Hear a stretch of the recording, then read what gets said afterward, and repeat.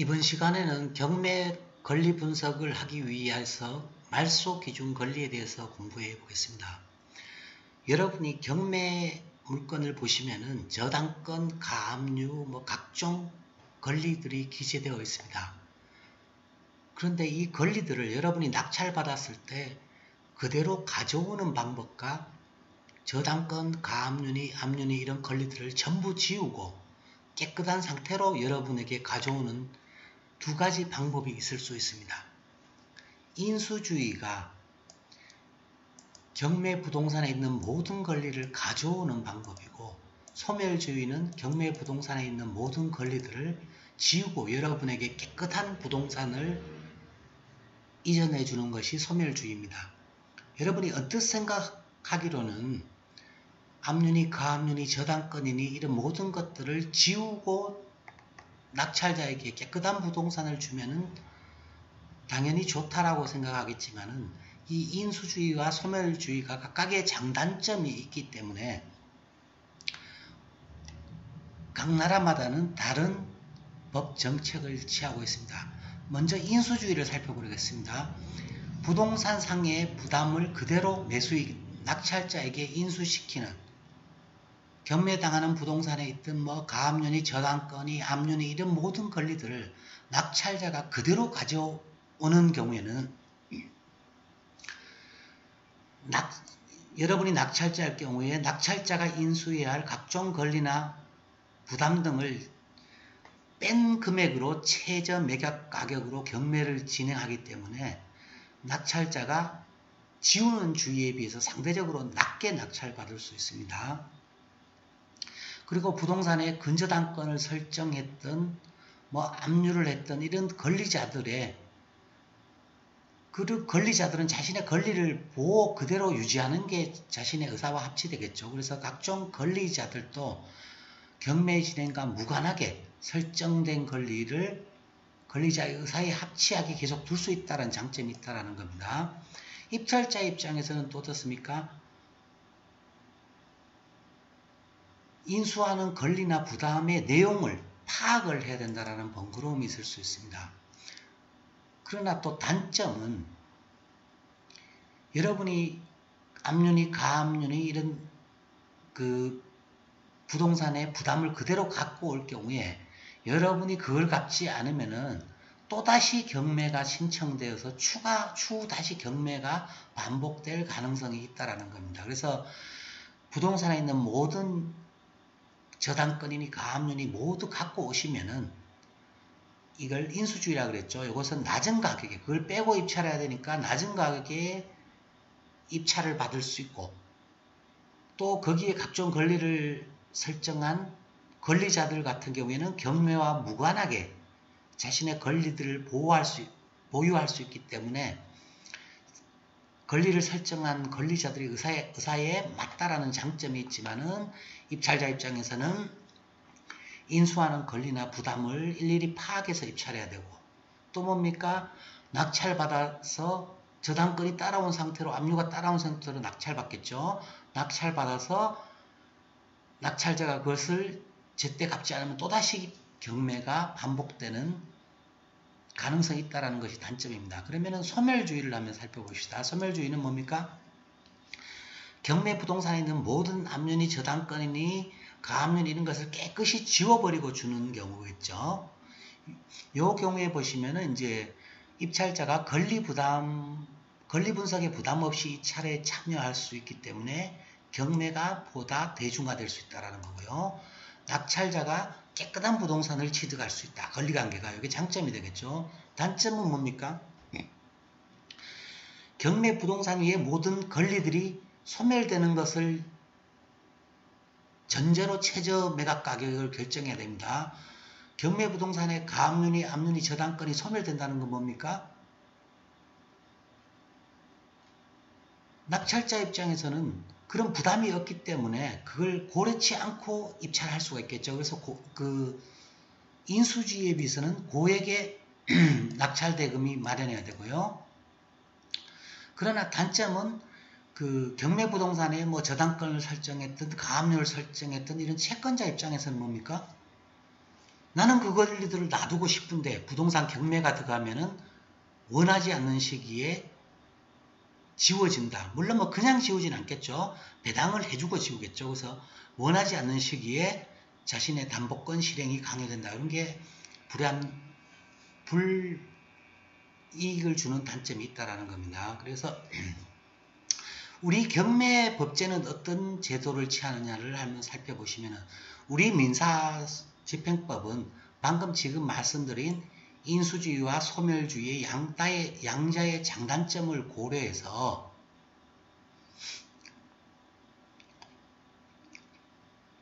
담보 목적의 권리들은 소멸시키고 부동산의 용익을 위한 권리들은 선순위인 경우에는 낙찰자가 인수하게 하는 이런 절충적인 방식을 취한다는 겁니다. 그래서 담보 목적의 권리라는 건 뭐 저당권이니 가압류니 압류니 이런 것은 결국 따지고 보면은 돈을 받기 위한 권리죠. 이런 권리들은 다 지워버린다는 겁니다. 지우는 대신에 돈을 배당을 해주겠죠. 단 용익을 위한 권리, 내가 이 집의 전세를 살기 위해서 전세권을 설정했다라든지 이런 그 집을 이용하기 위한 권리들은 선순위인 경우에는 낙찰자가 인수하게 하는 이런 절충적인 방식을 취하고 있다라는 것입니다.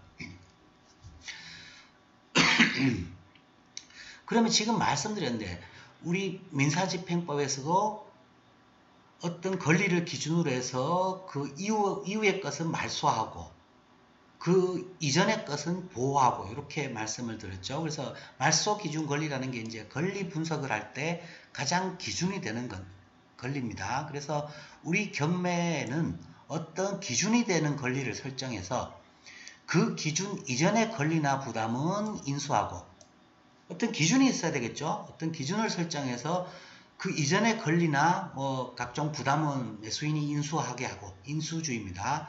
그 말소 기준 권리 이후의 권리나 부담은 말소하게 한다라는 겁니다. 이때 기준이 되는 것이 말 그대로 말소 기준 권리라는 겁니다. 여기서 이제 그럼 말소 기준 권리가 될 수 있는 것은 어떤 것이 있냐라고 살펴보시면은 압류, 가압류 등기, 근저당권 등기, 담보가 등기, 경매 개시 결정 등기 중 가장 등기 접수일이 빠른 권리가 말소 기준 권리가 됩니다. 지금 요 권리들을 살펴보시면은 압류, 가압류 돈 때문에 한 권리입니다. 근저당권, 저당권 돈 때문에 한 권리입니다. 담보가 등기 돈 때문에 한 권리입니다. 경매 개시 결정 등기 우리가 강제경매를 신청했을 때는 등기부상에 나타나는 가장 빠른 것이 경매 개시 결정 등기가 되겠죠. 이것도 마찬가지로 재판을 받아서 얼마를 받기 위해서 경매를 신청해서 등기부에 기재되는 겁니다. 그래서 이런 권리들이 이런 권리들의 공통점은 보시면은 모두 매각대금에서 배당을 받을 수 있는 권리다. 쉽게 말하면 돈으로 주고 지울 수 있는 권리라는 겁니다. 그래서 우리 경매당하는 부동산에 있는 압류, 가압류, 근저당권, 담보가 등기, 경매 개시 결정 등기 중에 가장 등기일이 빠른 권리가 말소 기준 권리가 된다는 겁니다. 그러면 좀 전에 설명드린 내용과 혼합을 하면은 우리 경매당하는 부동산에 있는 압류, 가압류, 근저당권 등기, 저당권 등기, 담보가 등기, 경매 개시 결정 등기 중 가장 등기 접수일이 빠른 것이 말소 기준 권리가 되고 그 이후의 모든 권리들은 다 지워집니다. 그 이전의 권리들은 용익권, 부동산을 사용하는 걸 바탕으로 하는 권리는 남게 된다라는 겁니다. 그래서 우리 민사집행법 91조 보시면은 매각 부동산 위의 모든 저당권은 매각으로 소멸한다. 빠른 저당권은 그거 자체가 말소 기준 권리가 되겠죠. 늦은 저당권은 뭡니까? 말소 기준 권리보다 이외의 거기 때문에 지워진다라는 거죠. 그리고 지상권, 지역권, 전세권, 등기된 임차권 이게 뭡니까? 다 어떤 부동산을 이용하기 위한 권리죠. 뭐 돈을 받기 위한 권리가 아닙니다. 이 권리는 저당권, 압류채권, 가압류채권에 대항할 수 없는 경우에 소멸한다. 방금 말씀드렸다시피 지상권, 지역권, 전세권, 등기된 임차권, 부동산을 이용하는 권리는 말소 기준 권리에 대항할 수 없는 경우에 소멸한다. 즉 다시 말하면 말소 기준 권리보다 뒤에 있을 때는 소멸한다라는 겁니다. 요 권리들이 말소 기준 권리보다 앞에 있다라면 소멸되지 않고 낙찰자가 인수하게 된다라는 겁니다. 그럼 이제 구체적으로 어떤 것이 지워지는지 살펴보시면은 경매 부동산 위의 모든 근저당권, 이 근저당권은 말소 기준 권리가 될 수 있다 그랬죠. 그래서 가장 빠른 근저당권은 그거 자체가 말소 기준 권리가 될 것이며, 늦은 근저당권은 말소 기준 권리 이후에 걸리기 때문에 모두 지워집니다.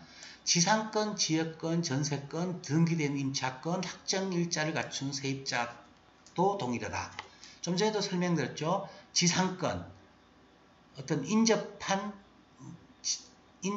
땅 위에 있는, 땅 위를 이용할 수 있는 권리죠. 지역권, 인접한 어떤 땅을 이용할 수 있는 권리죠. 전세권, 이건 등기된 전세권을 말합니다.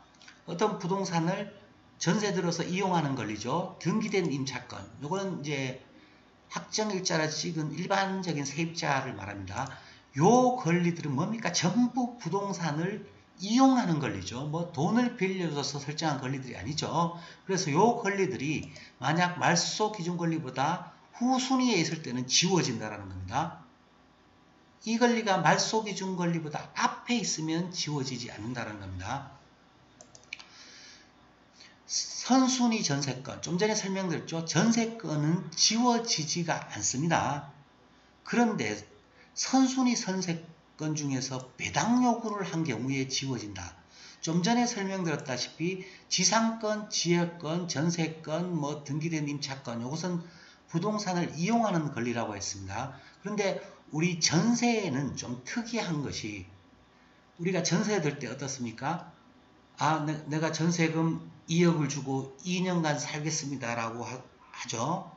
그러면은 2년간 살겠다고 하는 것은 이용하는 것이 됩니다. 내가 2억 원을 준다는 건 뭡니까? 전세 나갈 때 돌려받겠다라는 거죠. 그래서 전세권 같은 경우에는 단순히 이용하는 권리만이 아니고 내가 든 전세금 2억 원에 대한 담보가 될 수가 있겠죠. 그래서 그 전세권이 말소 기준 권리보다 앞선 권리면은 지워지지 않지만은 배당 요구, 법원에 내가 돈을 달라, 전세금을 달라라고 요구를 한 전세권 같은 경우에는 지워질 수가 있다라는 겁니다.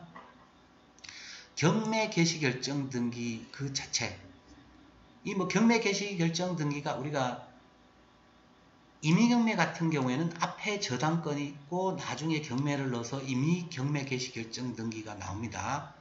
그럴 경우에 뭡니까? 앞에 저당권이 말소 기준 권리가 되기 때문에 나중에 있는 임의경매 개시 결정 등기는 후순위이기 때문에 지워지겠죠. 강제경매 같은 경우에는 법원에 소송을 걸어서 경매를 신청을 하면은 강제경매 개시 결정 등기가 그 채권자한테는 최초로 나타난다라는 겁니다. 그래서 경매당하는 부동산에 아무런 권리가 없고 여러분이 소송을 걸어서 재판에서 이겨서 경매를 넣었을 때 가장 먼저 나타나는 등기는 강제 개시 결정 등기가 됩니다. 그때 요 경우도 지워진다라는 겁니다. 그러면 이제 인수되는 권리를 살펴보시면은 선순위 용의권. 용의권이라는 것은 쉽게 아까도 말씀드렸죠.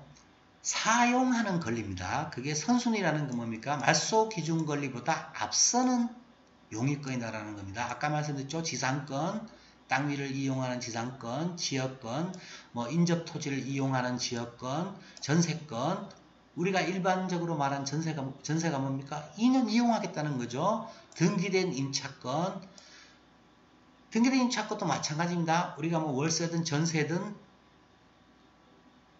계약을 하고 나서 이걸 등기를 할 수가 있겠죠. 이게 선순위일 경우에는 지워지지 않는다라는 겁니다. 근데 아까도 말씀드렸다시피 전세권 같은 경우에는 배당 요구, 돈 달라고 할 경우에는 지워진다 그랬습니다. 그리고 유치권, 그리고 선순위 소유권 보전 가등기. 소유권 보전 가등기는 돈 때문에 하는 것이 아니고 그 부동산 자체를 이전받기 위해서 하는 권리죠. 그래서 이게 선순위일 경우에는 인수된다라는 거고요. 선순위 가처분. 가처분도 뭡니까? 특정한 권리관계가 소송으로 결정되기 전까지 등기부상에 기재되는 거죠. 이것도 선순위일 경우에는 여러분이 인수한다라는 거고요. 경매 채무자 이전 소유자에 대한 가압류. 이 부분은 나중에 이제 다시 설명을 드리겠습니다. 그리고 법정지상권, 분묘기지권. 이런 권리들은 여러분이 인수하게 된다라는 겁니다. 오늘은 여기까지 진행하도록 하겠습니다.